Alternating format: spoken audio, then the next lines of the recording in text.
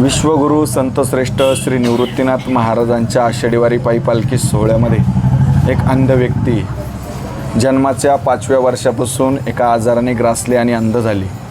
ही अंध व्यक्ती या ठिकाणी यांची पहिलीच वारी, पायीवारी, संपूर्ण पायीवारी करतायत.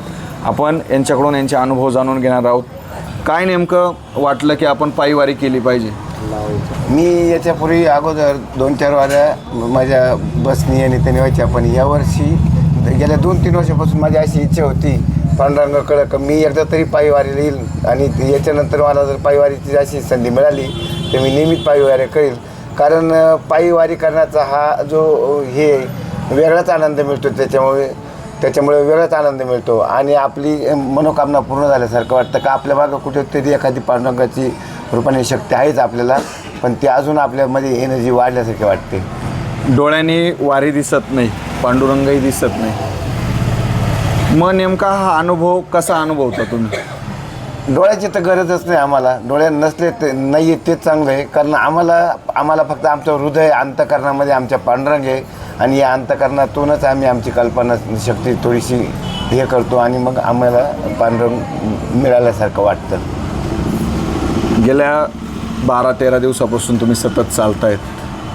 काय अंध म्हणून काय अडीअडचणी येतात का तुम्हाला? गेल्या 29 तारखेपासून प्रस्थानापासून मी त्र्यंबकेश्वर येथून या दिंडीबरोबर आहे, परंतु याबरोबर आपण विश्वगुरू निवृत्तीनाथ महाराज, संतश्रेष्ठ निवृत्तीनाथ महाराज हे प्रत्यक्ष आपल्यासोबत असल्याने आपल्याला त्या पांडुरंगाच्या भेटीला जायचा हा माझा ध्यास असल्याने मला त्याच्यामध्ये कुठलीही अडचण नाही आली.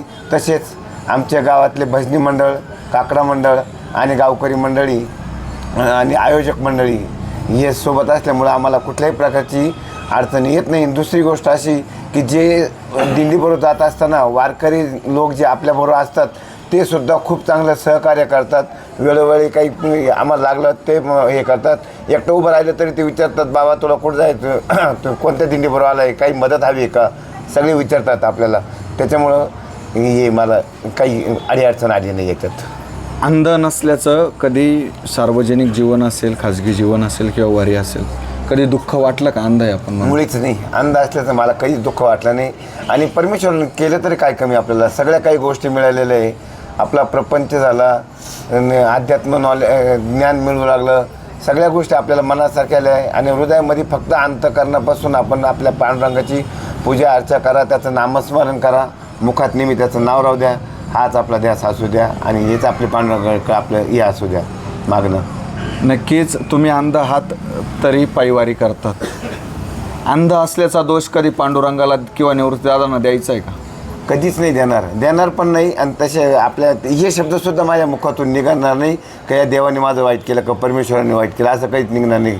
कारण हीच पांडुरंग हीच शक्ती माझी आणि आत्तापर्यंत आपण जे झालो ते त्यांच्यामुळंच झालो आहे. सगळ्या गोष्टी म्हणजे मोठेपणा आपल्याला जो आला आहे त्यांच्यामुळेच आला आहे. आपण वयाने मोठे आलो, ज्ञानाने मोठे आलो, सगळ्याच गोष्टी आपल्याला प्राप्त आल्या परमेश्वराकडनं, हे त्यांच्यामुळेच आहे. त्यामुळं आपण त्यांना दोष द्यायचे काही हेच नाही. आता आपण 12 दिवसानंतर पंढरपूरमध्ये जाणार आहे. काय मागायचं आहे त्या विठ्ठलाकडे? माझं सर्वप्रथम असं आहे की मी पांडुरंगाकडं किंवा कुठल्याही दैवताकडे मी कुठल्याही प्रकारचं साकडं दाखवत नाही, काहीच मागत नाही. फक्त मला तुमच्या भेटीसाठी यायचं आहे आणि आम्हाला या बाबतीत संघ आल्यानंतर हे जो आनंद उत्सव आहे, जो